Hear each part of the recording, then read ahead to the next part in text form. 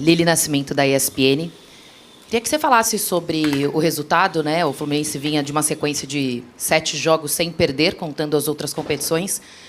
Tem essa derrota na tarde de hoje e se pudesse explicar mais sobre os inícios, né, do primeiro e segundo tempo, levando gols logo no início do jogo, que acredito que atrapalhe um pouco o que foi planejado para o restante dos minutos. Obrigada. Boa noite a todos. Bom, quanto a essa última parte da tua pergunta, antes de a gente entrar em campo, eu reuni o grupo e falei novamente para eles: olha só, estou sentindo que vocês não estão focados no trabalho. Vocês vão entrar lá e, infelizmente, vai acontecer o pior. Estou avisando vocês para vocês acordarem, porque a coisa vai acontecer. Aconteceu. No intervalo do jogo, eu falei a mesma coisa. Entre ligados, entre focados, entre concentrados no trabalho de vocês, a gente voltou para o jogo com esse gol. Senão a coisa vai acontecer de novo. E, infelizmente, a coisa aconteceu de novo. A gente procura alertá-los, a gente procura falar para eles o que pode acontecer. E, infelizmente, nós não entramos concentrados da maneira que nós tínhamos que entrar.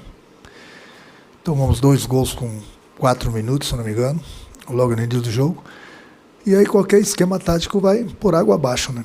Aí no segundo tempo a gente tem que abrir o time, tem que se expor, tem que dar espaço para o adversário. E aí aconteceu o que aconteceu. Mesmo assim conseguimos fazer o segundo gol. E no momento que a gente estava crescendo na partida, que eu ia fazer mais algumas substituições, colocar ainda mais o time para frente, aí infelizmente no lance de total infelicidade, o Guga escorregou e nós tomamos o 4º gol.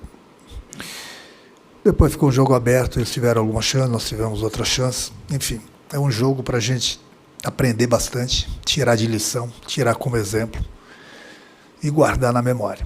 Então esse é o meu tema com o meu grupo para os próximos jogos, apesar que eu alerto eles sempre sobre isso. Mas, mais do que nunca, infelizmente, nós tivemos os exemplos hoje, falhamos bastante, tomamos 4 gols, pagamos pelos nossos próprios erros, não tirando os méritos do Bragantino, mas, infelizmente, nós facilitamos muito a vida deles. E perdemos um jogo que a gente poderia ser aqui com um resultado melhor. Essa é a minha análise do jogo, eu respeito qualquer outra opinião. Agora vem uma outra opinião, se você me permite. 2-1 para o Bragantino, o último lance do primeiro tempo, nós tivemos um pênalti. Então muita gente pode falar, foi pênalti, não foi pênalti. Bom, o que eu tenho para falar desse lance, o Rodrigo, diretor de arbitragem da CBF, o Périx é a pessoa encarregada de cuidar do VAR. A CBF sabe que eu sou um cara que defende a arbitragem, dou moral para a arbitragem, mas tem horas que eu também tenho que falar. Uma pessoa, no caso, a pessoa do VAR, não é só no nosso jogo, isso é para o bem do futebol brasileiro. Não é só no nosso jogo que aconteceu hoje. Não pode, de maneira alguma, não pode. E nós temos exemplos disso no Brasil, inclusive. Não pode uma pessoa só tomar uma decisão. O que eu quero falar com isso? O VAR apita o jogo. Eu venho falando isso há 10 anos. O VAR apita o jogo. O VAR não pode apitar o jogo sozinho. Uma pessoa do VAR não pode decidir o que é certo e o que é errado dentro do campo. O árbitro é o dono do jogo. E muitos árbitros falam, eu que mando o jogo. Ele está certo, ele que manda o jogo. Então, mais uma vez, eu vou dar um conselho para as pessoas da CBF.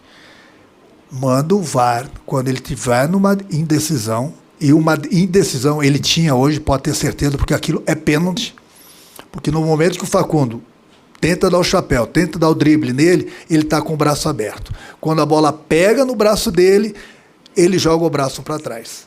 Bom, para quem jogou futebol, tapar os olhos e ver que foi pênalti. Mas aí tem pessoas no VAR que nunca jogaram futebol. Tem pessoas no VAR que acham que é aquilo e decidem. E um lance desse, que é pênalti e não é dado, não estou falando que a gente iria fazer o gol no pênalti, mas nós teríamos grande possibilidade de acabar o primeiro tempo com o jogo empatado. Então, o que eu quero falar para a CBF? Eu falo isso há 10 anos. Um lance desse, o VAR não pode decidir sozinho. Ele tem que chamar o árbitro. Ele tem que ter a segunda opinião. Não é porque o VAR chama o árbitro que o árbitro vai mudar de opinião. Porque muitas vezes o árbitro não está vendo o lance direito. O VAR está aí para isso. Chama o árbitro, converse, troque ideias. Olha, eu acho isso. O que você acha? São duas pessoas, no mínimo, que tomam uma decisão. Porque uma decisão de uma jogada errada, como essa, um pênalti não dado, pode botar um time para a segunda divisão, pode dar um título para um clube, pode tirar uma vaga da Libertadores. Enfim, pode acontecer um milhão de coisas. Não pode uma pessoa tomar uma decisão, porque ela vai prejudicar A, B ou C. Tem que acabar com esse negócio do VAR apitar o jogo. Eu não sou contra o VAR, pelo contrário, sou totalmente a favor do VAR. Se tem a máquina tem que ser usada para o bem. Agora, não pode uma pessoa achar, não foi pênalti, ou foi pênalti. Faz o seguinte, chama o árbitro nesses lances, chama o árbitro, discute com o árbitro, conversa com o árbitro. Não é porque ele chamou o árbitro que o árbitro tem que mudar a opinião dele. Então tem que acabar com isso no Brasil. Há 10 anos, 8 anos, como eu falando que o VAR tem que parar de apitar o jogo sozinho. Tem que parar. E a gente está vendo os erros infantis que o VAR tem cometido no jogo. Não é só no jogo do Fluminense, não. Em vários jogos eu vejo. Por quê? Porque uma pessoa só toma decisão. E no momento que uma pessoa só no Brasil toma a decisão, bom, a gente vê o que acontece, né? A gente tem visto. Renato, boa noite. Rafael Siqueira, do Jornada KTO 1902. Eu queria pegar o gancho que você falou sobre a desatenção do time nos gols que a gente sofreu do Bragantino. O Bragantino fez 4 gols no Fluminense, sendo que 4 gols foi o número de gols que eles fizeram nas 8 derrotas seguidas, e o Fluminense, com esse placar, passa a ter uma defesa mais vazada do que a do Lanterna do campeonato. Eu queria perguntar se você atribui esses números que eu trouxe para você agora e a atuação de hoje à desatenção, se você tem alguma outra análise, além de desatenção, a falta do Thiago Silva, talvez, que possa, talvez, explicar isso. Obrigado. Não, foi desatenção mesmo. Não podemos tomar 4 gols por falhas nossas. Não tirando os méritos do adversário. Nós tomamos 4 gols por falhas nossas. Não pode acontecer no futebol. Eles foram alertados. Não só nesse jogo, em todos os jogos. Quando eles entram concentrados, a coisa não acontece. Quando eles não entram concentrados, infelizmente, a coisa acontece. Como aconteceu com 4 minutos de jogo, 2-0. Quer dizer, é difícil, né? Aí tem que ficar correndo atrás.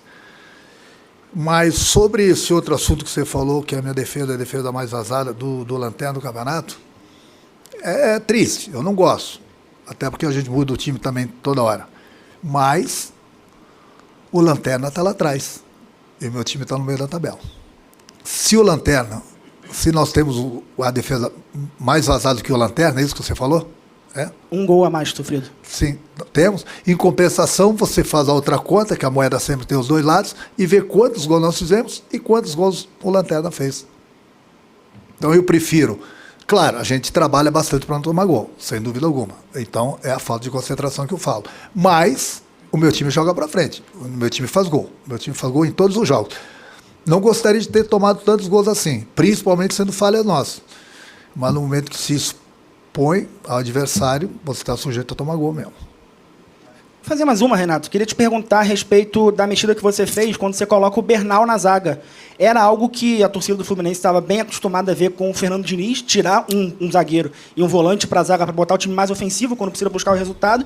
A gente viu isso, você fazendo isso hoje, tendo o Igor Rabelo como opção no banco. Queria te perguntar se isso com o Bernal já foi treinado, se você pensa em fazer isso em outros momentos, por que você decidiu fazer isso hoje e terminar o jogo com 2 substituições por fazer. Obrigado. Eu estava aguardando as outras substituições, que eu ia colocar o time totalmente para frente, eu ia colocar mais 2 atacantes, inclusive eu ia colocar o Kenny e o Everaldo, quando estava 3-2. Aí, infelizmente, nós tomamos o 4º gol.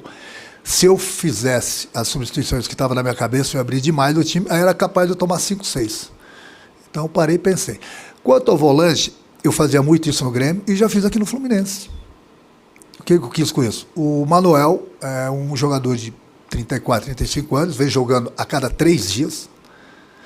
Tirei ele, coloquei o Facundo para trás, que é um garoto, tem 24, 25 anos, e eu coloquei o time ainda mais para frente, colocando o Nonato de volante, que é um garoto que sabe jogar. Eu não podia trocar um zagueiro por outro zagueiro, não ia mudar nada na parte tática. Então eu tirei um zagueiro, coloquei um volante que tem a saída de bola melhor, inclusive coloquei mais um volante que era o Nonato, que a gente ia ter o controle do jogo, como nós tivemos. Trocar um zagueiro pelo outro, só se tivesse uma lesão, o jogo tivesse empatado, a gente ganhando. Trocar um zagueiro pelo outro é trocar 6 por meia dúzia, é chover no molhado. Para que eu ia trocar um zagueiro pelo outro? Ali, no momento que eu preciso do resultado, preciso da qualidade, preciso da saída de bola, eu coloquei um jogador a mais que pudesse ter a saída de bola e coloquei um homem no meio, que era o Nonato, que tem uma qualidade muito grande com a bola nos pés também.